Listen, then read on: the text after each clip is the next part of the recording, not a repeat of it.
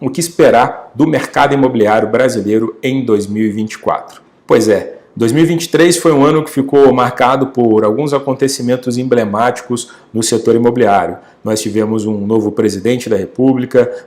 nós tivemos uma mudança na condução da política econômica, enfim, nós tivemos muitos fatores no próprio mercado imobiliário, baseado em tudo que aconteceu no ano de 2023 e que vem acontecendo em alguns anos anteriores. A gente já consegue ter algumas pistas do que vai ser esse ano de 2024. Então eu vou citar aqui algumas prováveis tendências e o que isso deve impactar no dia a dia de quem trabalha e produz no setor.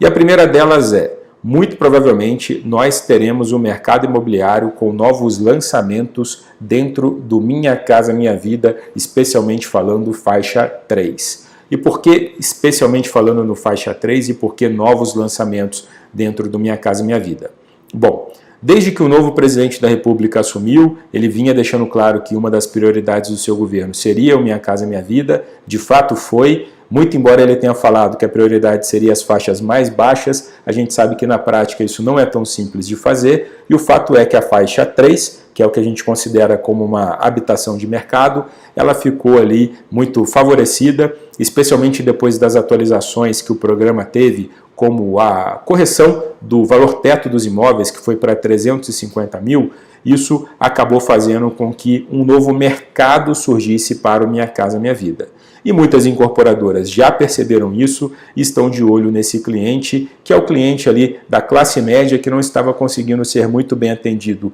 dentro do SBPE, mas que no Minha Casa Minha Vida ele vai encontrar condições muito favoráveis e muito mais facilidade para fazer a aquisição do seu imóvel. Com isso, com esse novo valor teto dos imóveis de até 350 mil reais, sem limitação geográfica, ou seja, esse novo valor vale para todas as cidades do Brasil, nós muito provavelmente veremos incorporadoras fazendo lançamentos nessa faixa de preços, até essa faixa de preços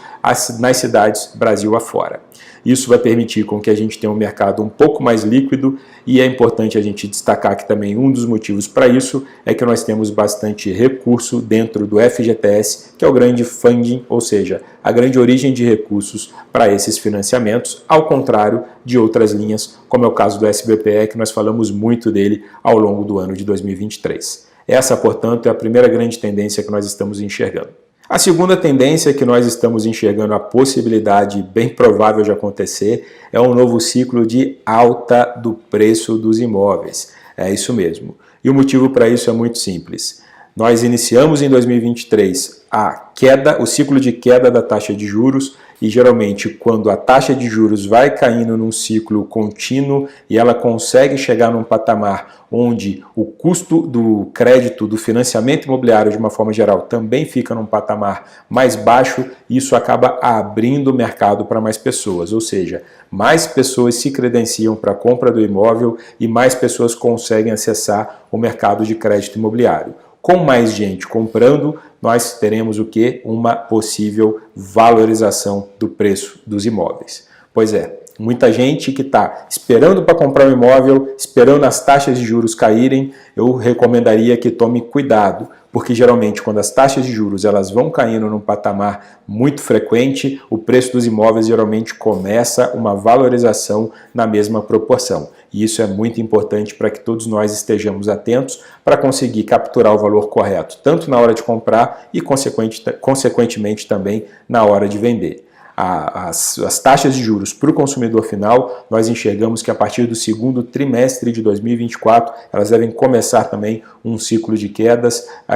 pelos bancos. Óbvio que tudo isso depende de muitos outros fatores, não só da Selic, mas depende também de alguns fatores como inadimplência, como disponibilidade de recursos, porém a tendência é que o preço dos imóveis ele aumente. Terceiro fator que nós estamos enxergando como possível de acontecer é a manutenção do ciclo de alta dos aluguéis. Pois é, assim como o preço dos imóveis tende a se valorizar, os aluguéis também estamos vendo uma tendência do ciclo de altas e essa tendência do ciclo de altas é bem provável que continue acima da inflação. Por quê? Disponibilidade de imóveis. Nós estamos vendo a oferta de imóveis disponíveis no mercado menor. Estamos vendo uma menor oferta do que costumávamos ver em outras ocasiões. Com uma grande demanda e com uma baixa oferta, o comportamento dos preços nas economias é de alta, ou seja, isso também deve ser refletido nos aluguéis. Quarto fator que nós estamos enxergando como possível de acontecer, a chegada novamente de mais investidores para o mercado imobiliário.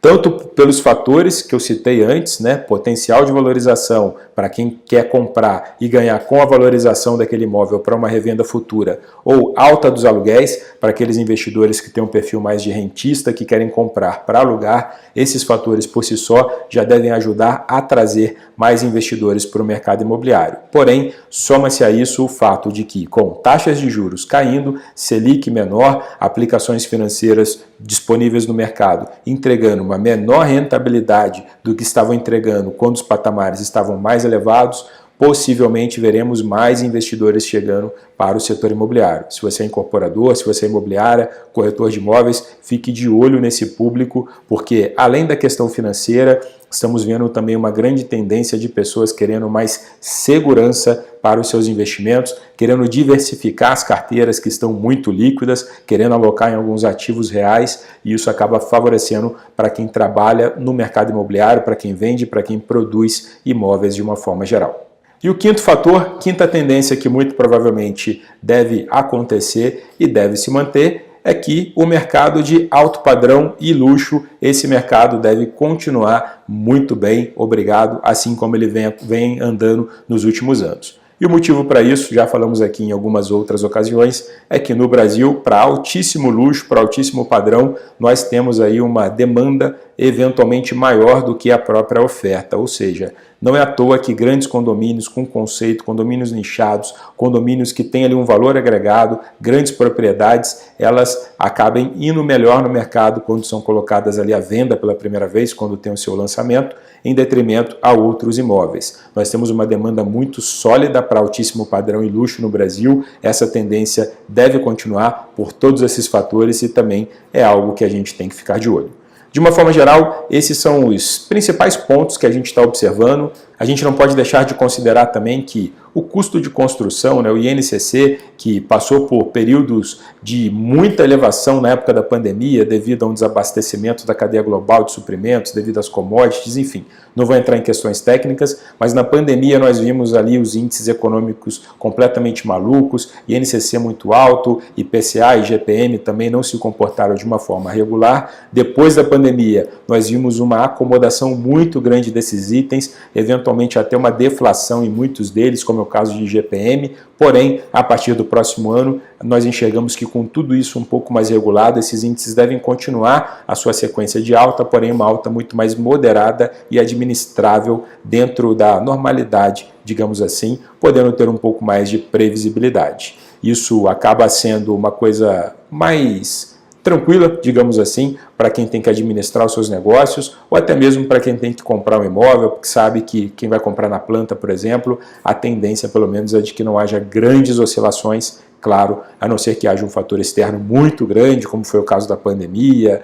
ou alguma guerra, ou alguma coisa que impacte de uma maneira muito direta o custo aí de materiais, de insumos básicos. Mas se a gente for considerar os fatores domésticos e até mesmo os fatores globais, mas que estão dentro do alcance nosso hoje de visão, a tendência é que tudo permaneça dentro de uma eventual normalidade, tendo ali um pouco mais de previsibilidade quanto ao seu comportamento.